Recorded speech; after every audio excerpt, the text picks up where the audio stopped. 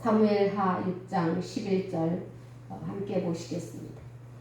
여호와의 궤가 가드 사람 오베데돔의 집에 석 달을 있었는데 여호와께서 오베데돔과 그 온 집에 복을 주시니라.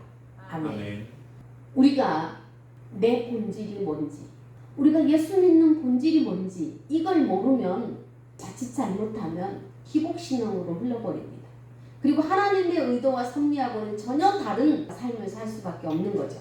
우리가 예수 믿는 목적은 구원받기 위해서 원래는 예수 믿는 거잖아요. 아멘. 그런데 그 구원받는 그 목적이 뭐냐? 천국에 가서 영원히 하나님을 섬기기 위해서 우리 구원받아야 되는 거 아니겠습니까? 아멘. 그 삶이 행복한 삶이기 때문에, 그게 가장 귀하고 복 있는 삶이기 때문에 우리는 그것을 택한 사람들입니다. 아멘. 우리가 하나님을 택한 게 아니라 성경은요, 하나님께서 우리를 택하셨대요. 지난주에도 말씀드렸잖아요. 교회, 에클레시아, 이 말이 세상 가운데서 우리를 불러냈다, 이끌어냈다, 이런 뜻이라고요. 우리가 뭘 잘해서 우리가 하나님 앞에 칭찬받을 만한 이런 게 있어서가 아니라, 우리가 아직 죄인이 되었을 때 하나님께서 그 아들을 우리에게 보내시고 우리를 향하신 하나님의 사랑을 확증시켜줬다라고 말씀하고 있습니다. 아멘. 우리가 예수 믿는 이유가 바로 그런 거예요. 오늘 이 말씀을 보면 이제 본문으로 돌아가서 이스라엘 백성들이 출애굽한 이후에 시내산 앞에 모였습니다. 하나님께서는 지도자인 모세를 시내산으로 불러 올렸어요. 그리고 거기에서 너희는 더 이상 노예가 아니야. 430년 동안 애굽에서 노예 생활했잖아요. 사람이 오랫동안 어떤 생활을 하다 보면 그 생활에 젖어서 살게 돼. 그리고 습관이 생깁니다. 뭐 루틴이라고 하죠. 습관이 생겨서 자기도 모르게 자기 몸에 밴 그런 것들이 있어. 이스라엘 백성들이 오랜 동안 노예 생활을 하다 보니까 늘 사기치고 거짓말하고 남의 것 뺏고 어떻게든지 상대방을 눌러서 자기가 올라가야 되고 더 인정받아야 되고 눈치 보고 막 이런 것들. 그러다 보니까 거짓말, 막 남 속이는 게, 이런 게 몸에 밴 습관들이 있습니다. 도저히 하나님의 선민이라고 할 수 없을 만큼 그들이 왜 하나님의 선민이에요? 아브라함의 후손들이기 때문에. 그 아들들이 거기에서 노예 생활을 하다가 나왔어. 하나님이 도저히 그들을 보니까 안 되겠어요. 왜? 바로에게서 이끌어낼 때 10가지 재앙을 내리면서 하나님이 어떤 분이라는 걸 알려주고 나왔습니다. 그런데 그들이 또 나왔을 때 앞에 홍해가 가로막혀 있어. 그러니까 막 우리 어떻게 하냐고. 뒤에서는 애국 군대가 쫓아와, 앞에는 홍해. 그러니까 사람들이 모세를 원망하고 우리 다 죽게 생겼다, 어떡하냐. 하나님께서는 모세에게 너 지팡이 그거 내밀어라. 그렇게 해서 홍해를 가르십니다. 홍해, 바다예요, 바다. 이런 또랑이 아니라 바다입니다. 그 바닷물의 위력, 밀물과 썰물, 그거 누가 막을 수 있어요? 못 막습니다. 하나님께서는 가르시고 좌우에 물벽을 세우셨어요. 이 물이 다른 데로 흘러가게 한 게 아니라 흘러오는 이 바닷물을 딱 차단을 시키셨습니다. 아멘. 하나님만이 하실 수 있는 일이에요. 아멘. 그리고 거기를 밤새 바람을 불어서 마른 땅을 건너가게 하셨어요. 그걸 경험을 하고 건너왔는데 뒤에 애국 군대가 쫓아오는 그 사람들은 그 물을 덮어서 수장시켜버린 거를 얼마나 통쾌하겠어요. 그쵸? 자기네를 죽이려고 쫓아온 사람들을 하나님께서 한 방에 해결하셨어요. 아멘. 와, 우리 하나님 최고. 미리암이 소고를 들고 우리 하나님을 찬양합니다. 뒤에 따라오는 사람들이 다 찬양을 해. 그리고 나왔는데 그 어마어마한 일들을 경험을 하고 나온 사람들이 목이 말라. 물이 없어. 모세를 원망하면서 우리 매장지가 애굽에 없대? 우리 매장지가 모자라서 여기 우리 묻으려고 데리고 나왔냐? 이러면서 원망하고 불평합니다. 그럴 때 하나님께서는 모세에게 반석을 치라고 해서 물을 내주셨어요. 충분히 씻고 마시고 얼마나 시원하게 그냥. 우리가 알고 있는 물 찔찔 나오는 이런 그 약수물 이런 게 아니고요. 아주 콸콸 쏟아지는 강물이 나왔습니다. 그런 것을 경험하고 나왔어요. 그런데 이 사람들은 툭하면 원망하고 불평합니다. 하나님께서 안 되겠다. 시내산 앞에 스톱시키고 모세를 불러 올렸어요. 교육을 시키기 위해서 그들에게 10계명을 적어주셨습니다. 그리고 성막을 만드는 법을 보여주셨어요. 모세에게 40일 동안 하나님께서 훈련을 시켰는데 야 빨리 내려가 봐라. 내려왔더니 뭔 일이 벌어졌어요. 모세가 산에 올라가서 안 내려온다고 우리를 이끌어낼 신을 우리가 만들었다 그러면서 거기서 들고 뛰노고 하는 게 보니까 금으로 송아지를 만들어 가지고 이렇게 높이 올려놓고요. 그게 신이라고. 애굽에서 뭘 봤어요? 뭐 황소를 섬기고 태양신을 섬기고 파리를 신이라고 섬기고 이를 신이라고 섬기고 이런 걸 보고 산 사람들 아닙니까? 그러니까 모세가 눈에 안 보이자 금송아지를 만들어서 이것들이 우리를 이끌어 갈 거야. 예, 그러면서 거기서 구슬해요. 그것을 보고 모세가 기가 막혀서 돌판을 던져버립니다. 그리고 다시 하나님께서 올라오라고 하나님께로 다시 올라갔습니다. 그래서 다시 하나님께서 처음에 썼던 그 돌판을 십계명을 써주셨어요. 거기에 하나님께서 하나님을 어떻게 섬기는지 나 외에 다른 신을 너희에게 절대로 있게 하면 안 돼. 아멘. 그리고 하나님의 이름을 망령되이 부르지 마라. 아멘. 안식일을 잘 지켜라. 우상 숭배하지 말고 다른 신에게 절하지 말라고 했습니다. 나 외에는 절대로 다른 신에게 절하지 마. 그렇게 하나님께서 이스라엘 백성들을 교육을 시켜서 왜 하나님의 선민으로 살아가게 하기 위해 교육을 시켰어요. 그렇게 하나님을 어떻게 섬기고 이웃을 어떻게 섬기는가를 가르치면서 40년 동안 광야에 뺑뺑이를 돌리면서 왔습니다. 그렇게 성막을 세워서 하나님을 어떻게 섬기는가, 그 성막이 이제 이스라엘에 들어와서는 실로에 성막을 세웠어요. 실로에다 성막을 세워놓고 그 안에가 뭐가 있냐? 법궤가 있습니다. 법궤. 그 법궤에는 광야에 오면서 싸우고 난리 났잖아요. 야 모세, 아론, 니네만 하나님 앞에 인정받아? 니네만 최고야? 우리도 같은 족속이고 같은 형제인데 레위 족속을 하나님께서 택하셨잖아요. 제사장. 그러니까 왜 아론 자식들만 그 제사장이 되느냐고 다른 사람들이 따졌을 때 그래 12지파 지팡이 갖고 와. 하나님께서 밤새 이 성막 안에다 지팡이를 놓으라고 하셨습니다. 근데 지팡이가 뭐예요? 나무 깎아서 다 죽은 거 아니에요. 똑같이 그렇게 했는데 하룻밤 사이에 아론의 지팡이에서만 싹이 나고 꽃이 피고 살구 열매가 맺혔어. 그러니까 하나님이 인정하셨다는 거죠. 아멘. 어느 누구도 부인하지 못할 그 지팡이에 지파 이름이 다 써 있습니다. 그렇게 그 쌍난 지팡이 그거가 들어있고 광야에 올 때 양식이 다 떨어졌어. 이제는 너희가 가져왔던 거 다 먹었다. 근데 하나님이 농사질 기회를 안 주십니다. 뭐 하라고? 하나님만 바라보라고. 너희가 세상 것 가지고 살 것이 아니라 이제는 내가 주는 양식을 먹고 살 거야. 아멘. 그래서 예수님이 마태복음 4장에 마귀에게 시험을 받을 때 사람이 떡으로만 살 것이 아니라 하나님의 입에서 나오는 말씀으로 모든 말씀으로 산다고 하시는 말씀이 그때 만나를 담았던 그 만나 항아리 만나를 주셨을 때 그 항아리에다 담아서 기념하라고 했잖아요. 그 만나 항아리와 또 한 가지는 뭐예요?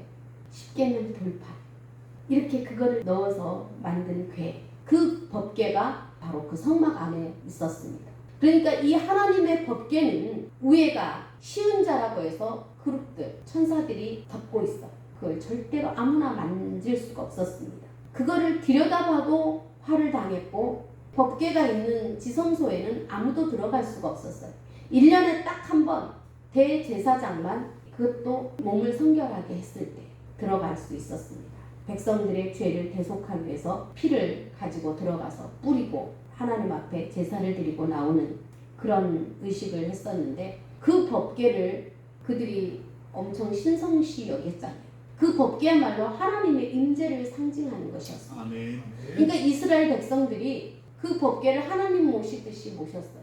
그리고 그 법궤가 함께 있으면 자기네가 하나님과 함께 있다라고 믿었습니다. 이제 그들이 가나안 땅에 들어가서 살고 있을 때 블레셋이라고 하는 이웃 나라가 자꾸 그들을 괴롭혔습니다. 그러니까 전쟁이 잦았죠. 우리나라 일본이 우리를 자꾸 이렇게 건드리는 것처럼. 그런데 여러분 전쟁이라고 하는 것은 누가 일으켜요? 하나님께서 하시는 일입니다. 아멘. 사람들이 뭔가 하나님의 말씀을 거역하고 하나님의 말씀을 떠났을 때 그럴 때 하나님께서 전쟁을 일으켜서 인생 채찍, 인생 막대기로 하나님께서는 사람들을 훈련시키는 겁니다. 아멘.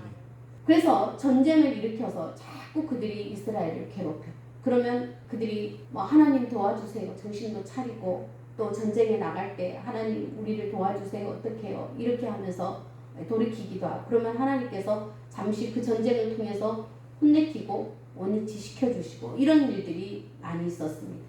근데 이들이 전쟁에 나갈 때 이 하나님의 법궤를 메고 나가면 우리가 이길 것 같다. 왜? 그 법궤가 하나님의 임재를 상징하는 것이라고 했잖아요. 아멘. 그러니까 자꾸 전쟁에 법궤를 가지고 나갑니다. 블레셋 군대도 그것을 알아요.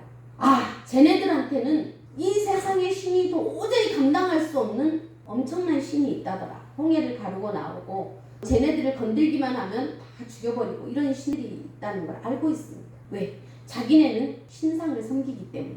그래서 저거를 빼앗으면 우리가 쟤네들을 한 방에 점수할 수 있겠다. 그래서 우리가 쟤네들이 가지고 나온 저 법궤를 뺏자.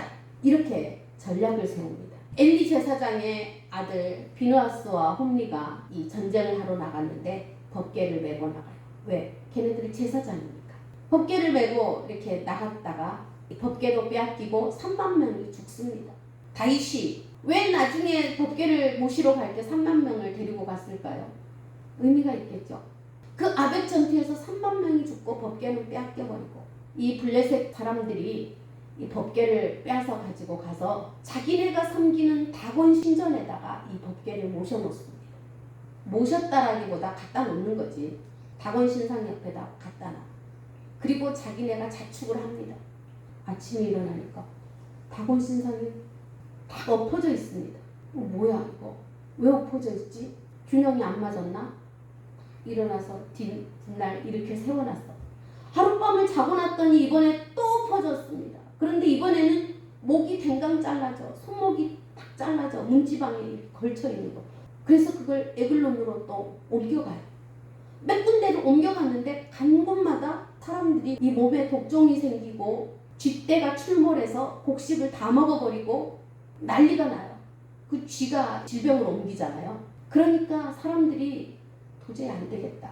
우리가 생각하는 그런 몸에 종이 좀 나는 게 아니라 많은 그 도시에 있는 사람들이 전체가 막 못 살겠다 할 정도로 우리 왜 코로나19가 막 퍼지니까 난리가 났잖아요. 그것처럼 그 도시에도 그런 일들이 일어납니다. 그러니까 사람들이 그 중에 좀 똑똑한 사람들이 있어. 혹시 이 법궤 때문에 그런 거 아닌가?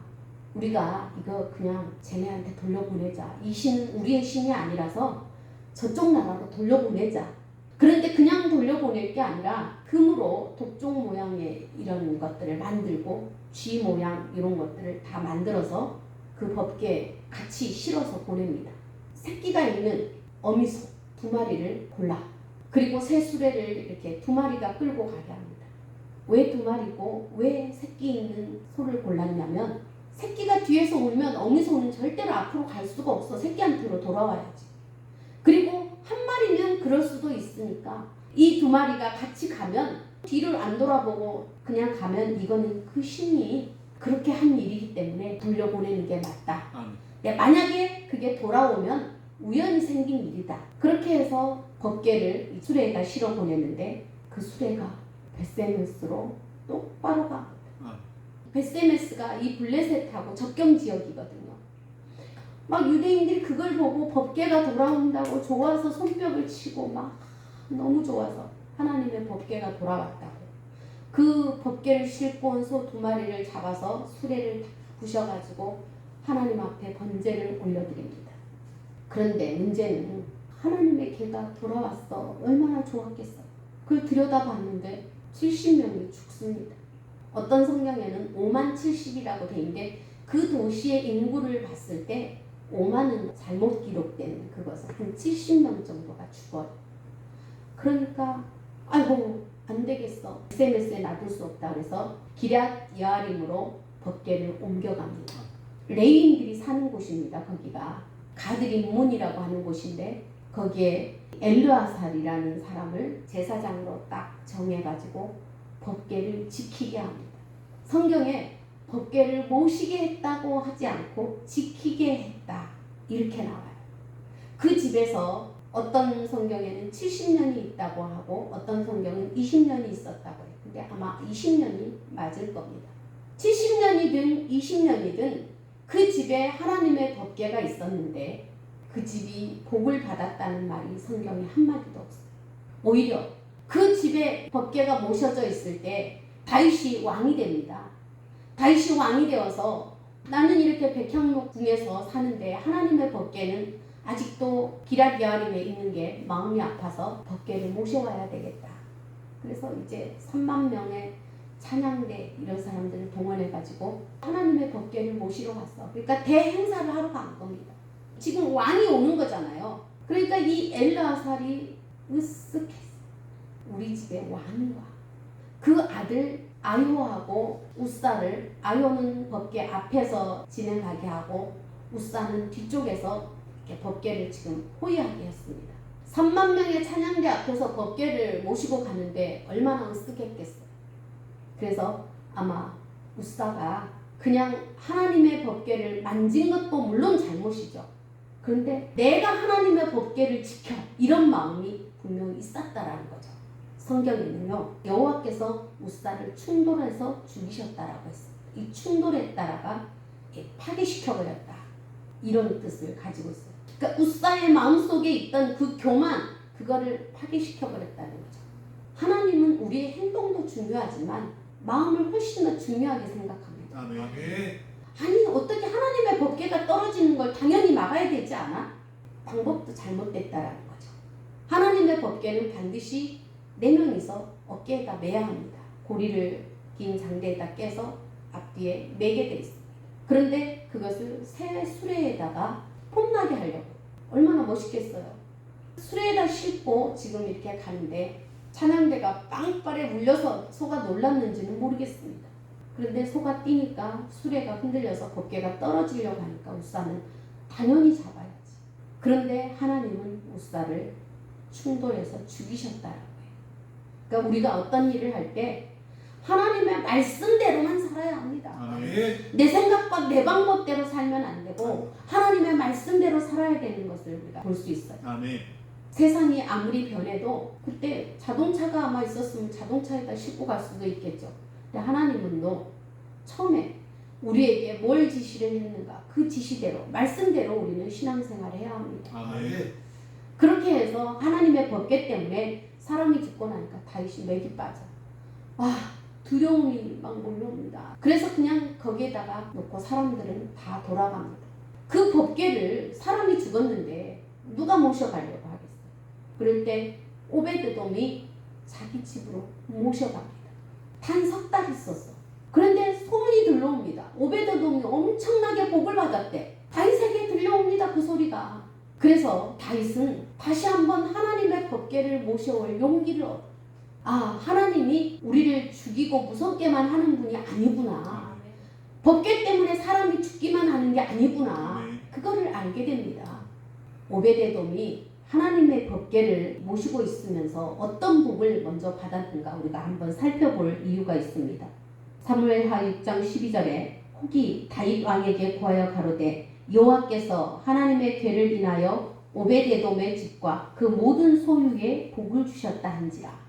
오베데돔은 그 모든 소유의 집에 복을 받았다고 쓰여 있잖아요. 바로 물질과 재산의 복을 받았다라는 것입니다. 아멘. 농사도 잘 되고 가축도 잘 되고 그 집이 복을 받았으니까 온 가족이 건강하고 부자가 됐어. 웬일이야. 그런데 그것뿐만이 아닙니다. 오베데돔이라는 이름이 에돔의 종, 이런 뜻입니다. 에돔 신의 예배자, 이런 뜻이에요. 그러니까 섬기는 자잖아요. 섬기는 자. 근데 오베데돔은 에돔 신을 섬기는 자가 아니라 여호와를 섬기는 자였습니다. 그가 진정한 하나님을 경외하는 마음으로, 정말로 섬기는 마음으로 법궤를 모시고 있었다라는 거죠. 아까 엘르아살은 법궤를 지키고 있었습니다. 그런데 오베데돔은 법궤를 모시고 있었다. 오늘날 우리가 이거를 보면서 우리가 신앙생활을 어떤 마음으로 해야 되는지, 교회를 올 때 우리가 어떤 마음으로 와야 되는지 한번 우리 생각을 해야 합니다. 아멘. 똑같은 일을 해도 내가 어쩔 수 없이 이 일을 맡았으니까 하는 건지 아니면 내가 정말 기쁜 마음으로 하나님을 섬기는 마음으로 하는 건지 아멘. 우리는 우리 자신들을 한번 살펴봐야 돼요. 아멘. 주일 됐으니까 시간 됐으니까 나 가야 돼. 나 그리고 이번에 뭐 맡았으니까 이거 해야 돼. 이게 아니라 내가 이걸 함으로 하나님을 섬긴다라는 마음으로 해야 합니다. 아멘. 이 오베데돔은 성전 문지기였습니다.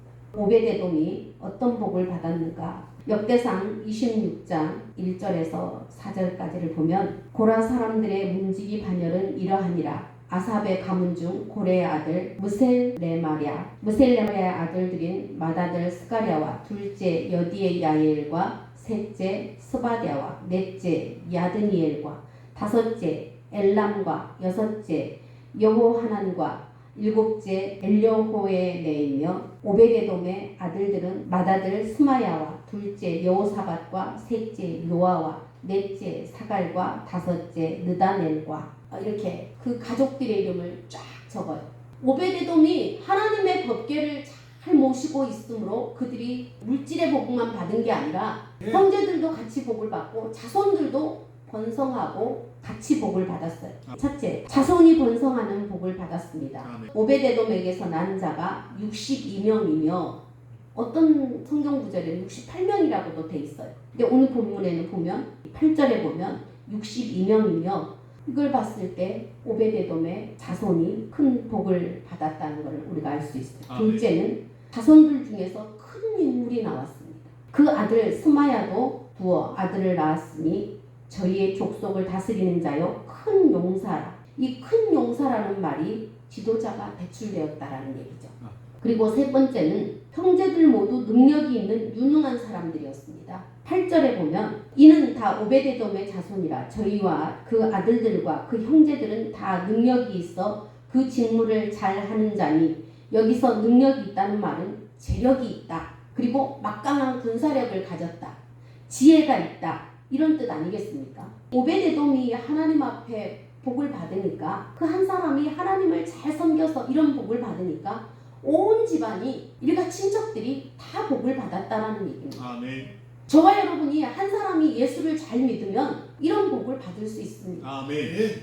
지난번에 우리 고모님이 90이 넘어서 이제 권사님이 되었고, 권사 우리가 봤을 때 뭐 그렇게 대단한 거였어요. 그런데 그분은 내가 권사가 됐다고 얼마나 좋아하는지, 우리 집안에 장로가 나오고 권사가 나오고 영광스러운 일이죠. 아멘. 우리는 뭐 이렇게 직분 받은 거 별로 그렇게 대단하게 생각하시죠? 아멘.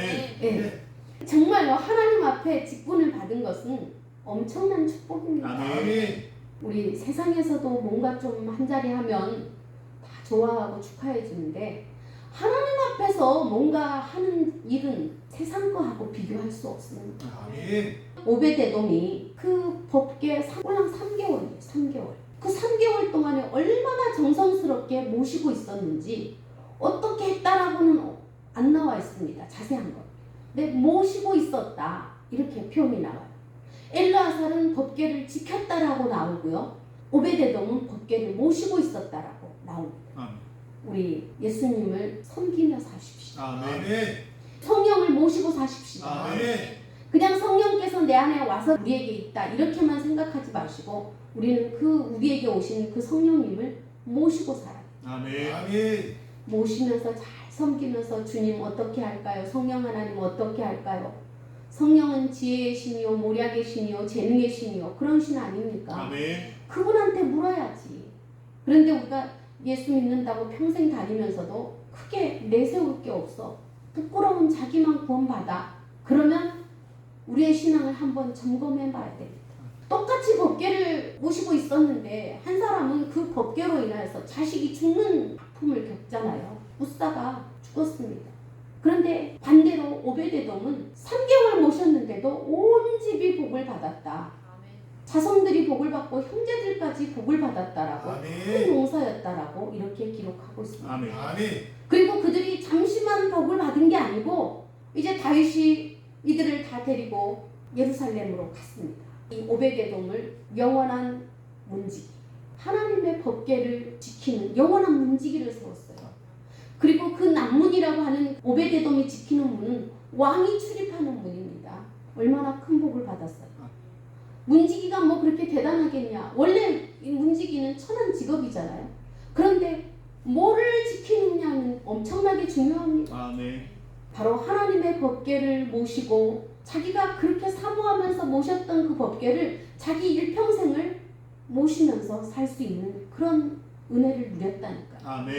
그리고 자기뿐만 아니라 자기 자식들도 다 잘 됐습니다. 아멘. 오베데돔을 통해서 우리 이 말씀을 마음에 새기고 나는 오늘부터 어떻게 신앙생활을 할 것인가.